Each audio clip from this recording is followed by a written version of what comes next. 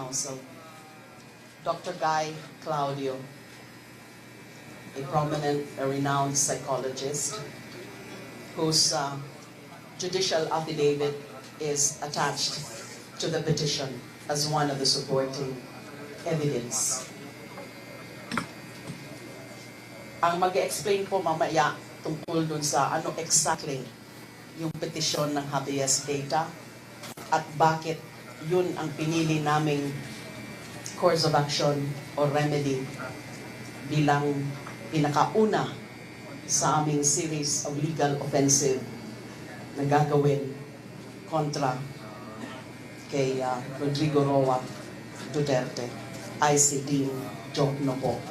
At magsasalita rin po si Dr. Guy doon sa kung ano yung kanyang opinion, kung ano yung assessment sa epekto ng mga ginagawa at yung mga pagmumura at pag-iinsulto, paninira ng aking dangal ng Pangulo. Nakita nyo na nga ho, mga sample lang po yun. Marami pa siyang mga binitawang mga salita na sobrang bastos laban po sa akin. Napakalaking bagay po para sa akin ang tumayo dito at makitang hindi ako nag-iisa. Marahil marami na namang kilay ang nakataas ngayon. Hayan na naman si Leila de Lima. Nagpapapreskon at may bit pang petisyon sa Korte Suprema ngayon. At laban pa sa mahal na poong Duterte. Hindi na talaga marunong madala si Leila. Opo, wala nga talaga akong kadala-dala. I am who I am, and what I am, like it or not, is a fighter. Pero kung kilala niyo po ako, at kung babalikan natin ang huling 8.5 taong iginugol ko sa pagsisilbi sa bayan, at ilang dekada bago yon na ginugol ko naman bilang isang abogado, sumasabak ako sa laban kapag alam kong mayroon akong pinaglalaban. Maiintindihan ko kung hindi naiintindihan ng karamihan kung ano ang legal basis ko sa pagsampa ng kasong ito laban kay Rodrigo Duterte. Kagaya ng nasabi ko, ipapaliwanag po yan ni Dean Jokno. Pero yan mismo ang unang hakbang para maintindihan ninyo kung saan ako nanggagaling. Ang sinampahan ko ng kaso ay si Rodrigo Duterte, hindi ang Pangulo ng ating bansa. Nagkataon lamang na isa sa mga maskarang isinusuot ni Rodrigo Duterte ay ang maskara ng pagkapangulo ng ating bansa. Si Rodrigo Duterte ang aking sinampahan ng kaso dahil sa kahindik-hindik, karimari-marim at kasuklam-suklam na mga bangat mga pananalita niya laban sa akin. Mga pananalita na walang kinalaman sa kanyang tungkulin bilang Pangulo, kahit na pilit niyang ginagamit at sinasamantala ang posisyong yan para maisakatuparan ang kanyang personal na pagnanasang parusahan ako.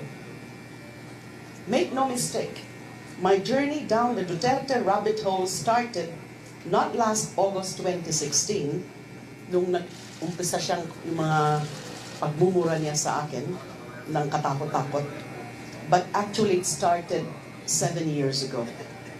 Sabi ko nga, I blame former President Gloria Macapagal-Arroyo. Bakit pa kasi niya ako inappoint na chairperson ng Commission on Human Rights noong 2008? Kung tutuusin, naririto po ako ngayon dahil siguro nakilala ni PGMA na makatutulong ang aking reputasyon bilang isang hard-hitting, no-nonsense female lawyer para mapatunayang seryoso yung pamahalaan niya noon na isaayos ang ating human rights record na noon ay binabatikos both locally and internationally, na katulad din po na nangyayari ngayon. Sa mga Pilipinong hindi nakakalimot, marahil natuntun nyo na EJ case din ang pinagsimulan ng lahat ng ito. Hindi itong mga EJ case na nagaganap ngayong taon, pero yung mga naganap nung halos isang dekadang panunungkulan ni PGMA. Hindi ba't doon nga lumutang at sumikat ang isa sa kanyang mga general na pinansagang The Butcher, si Jovito Palpalan Jr. At noon din umalingaw-ngaw sa buong mundo, kabilang na sa bulwagan ng United Nations, ang tinatawag na Davao Death Squad. Hindi ko po inimbento yan.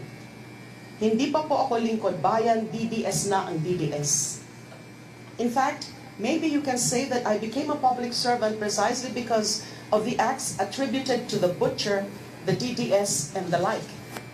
Dahil 30 linggo matapos lumabas ang Philippine Mission Report ng UN Special Rapporteur on Extrajudicial Summary or Arbitrary Executions na si Philip Alston, isa rin po sa mga pinakapaboritong tao ni Duterte, ay inappoint po ako ni PGMA bilang CHR chairperson.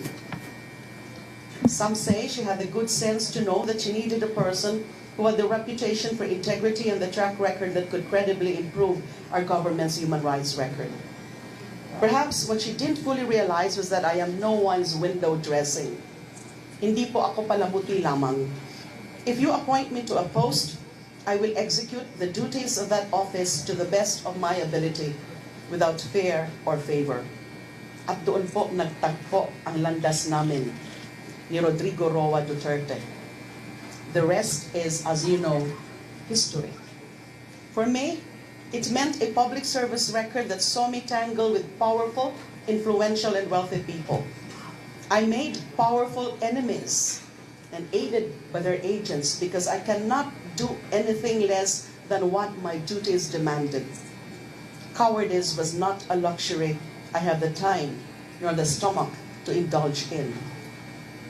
2016 comes and here I am, a senator, again calling for an investigation into the spate of EJKs taking place in our homes and in our streets.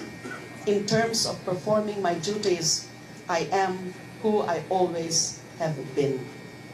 And that is Rodrigo Duterte, a man who rose to power and, instead of seeing the opportunity to make the Philippines a truly better place for his people, his children, decided that he would use that to get back at me for the sins he thinks I committed against him and against those who helped him win the election. He started doing to me slowly what was done to victims of extrajudicial killings. He was killing me. Sabi nga niya, yung kinanta pa nga niya yun eh, yung killing me softly. He was killing me, not even figuratively, but literally. He even admitted it. He wanted to drive me to suicide. He had imposed his own brand of death penalty by bullying through the misuse, abuse, and exploitation of the power of the office of the president and the might of the executive branch with the complicity of certain members of Congress and professional trolls and bullies. And he himself was executing it. Bertugo. Isa po siyang bertugo. For the last few months, I faced my executioner, and his name is Rodrigo Duterte. And for a time, he succeeded. I admit I felt the pain he wanted to make me feel. I had the sleepless nights he wanted me to suffer through. He wanted me to suffer through.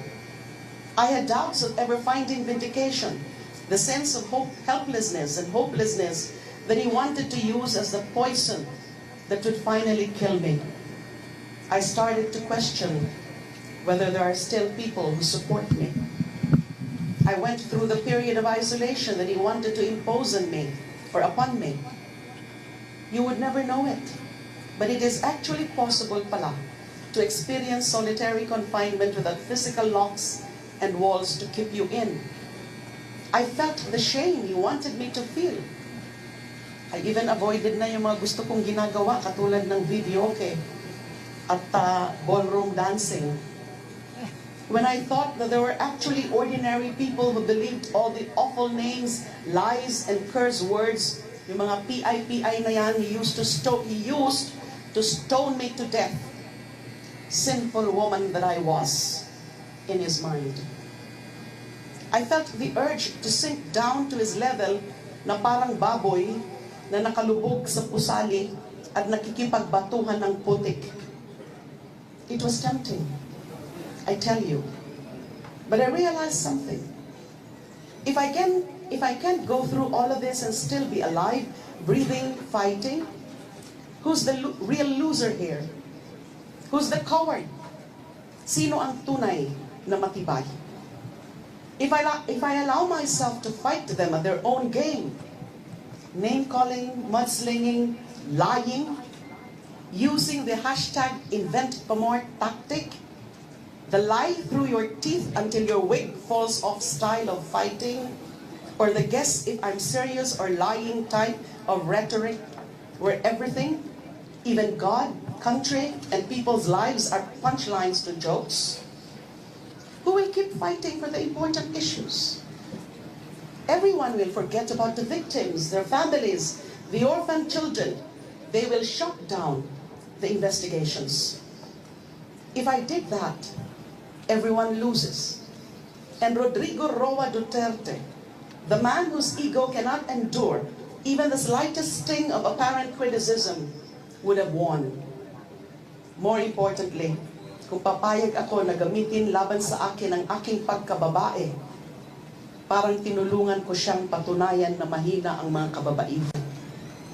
Na ang babae ay dapat lumagay sa pinaglagyan sa kanya ng mga lalaki, na hindi siya pwedeng umalma, magalit at umangal dahil pag umangal siya, parang pinatunayan niya na bungangera, pikon, balat sibuyas, makitid ang isip, walang sense of humor at walang sense ang mga babae. Na hindi sila maasahan sa mga seryoso at masaselang usapin dahil ang tunay na kagalang-galang na babae ay si Maria Clara. Ang tahimik na dalaga na noong dumanas ng malaking dagok sa kanyang dignidad at pagkababae ay mas piniling magpakamatay kaysa labanan at ilantad ang lumabas tangan sa kanya. Nang kanyang tanging tungkulin ng isang babae ay ang purihin at bigyan ng bulag, pipi at binging pagsuporta ang mga lalaki. Doon ko po naisip, hindi po ako papayag. Hindi ko hahayaang diktahan ni numan, babae man o lalaki, kung paano ko susukatin ang aking sariling dignidad at pagkatao. I refuse to purchase a quiet existence by stroking the ego of any man. And that's the most important point here. I wish to stress that. The biggest sin is to use my womanhood to silence my humanity. To use a weapon meant to oppress, repress, and diminish women in order to perpetuate even greater human rights violations. I refuse to cower. I refuse to give in. Rodrigo Duterte, you were right about one thing. Yes, I am a fighter. And this is me taking my stand, fighting. You call me a slut, a woman of the world. Yes, I am a woman. I am a strong woman who will not allow an insecure man to destroy her. I have nothing to apologize for or feel ashamed of because I have killed no one and I have not engaged in or benefited from any illegal activity. I have not made other people suffer out of personal grievance or malice. I have done my job, and in so doing, I have incurred the wrath of a former president, a former Senate president, and scores of other powerful, influential, and wealthy people, and I still say I would have done it again. You cannot make me regret doing what I thought to be the right and just thing, given all the circumstances known to me. You cannot make me regret not turning blind, deaf, and mute in the face of corruption and gross violations of human rights. In defiance of you and your brand crest of misogyny, which is at this moment poisoning the minds of our people, I will stand my ground.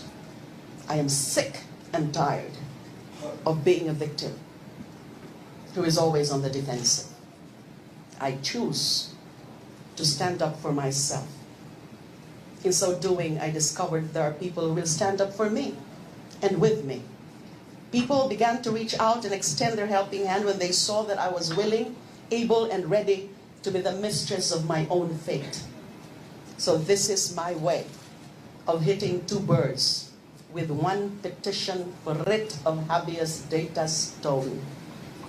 First, I am here to exorcise my demon. I am here to exorcise my demon.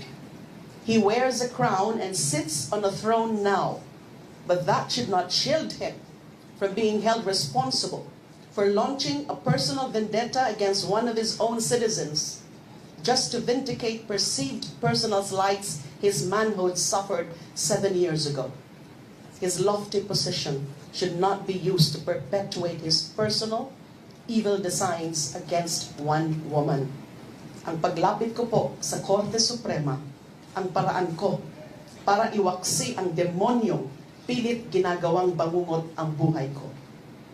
Second, once and for all, gusto kong maintindihan ng mga tao na kahit nagtagpo ang landas at kapalaran namin ni Rodrigo Duterte dahil sa EJ case noong 2009 at ngayong 2016, ang mga ginawa niyang panlilibak, pangiinsulto, panghihiya, paninira sa akin ay hindi dapat magamit para ilihis ang atensyon mula sa mga nagaganap na patayan at paglabag sa mga karapatang pantao ng ating mga kapwa Pilipino.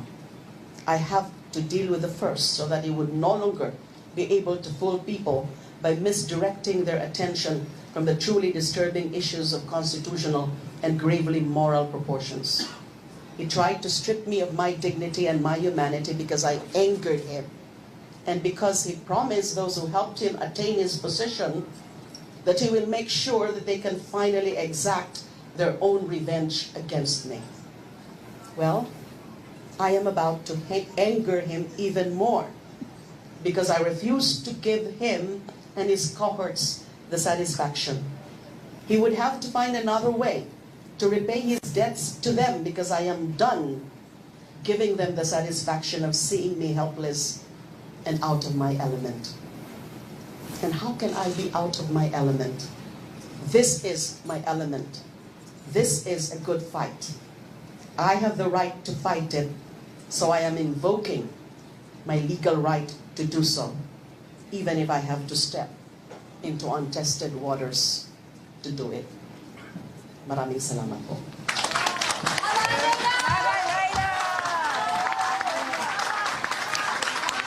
Senator Leila de Lima files a writ of habeas data versus Rodrigo Duterte. She clarifies it's a case against Rodrigo Duterte and not the President of the Philippines. She says this is a series of legal offensives against Rodrigo Duterte. And she admits the words of President Rodrigo Duterte, the ones that he said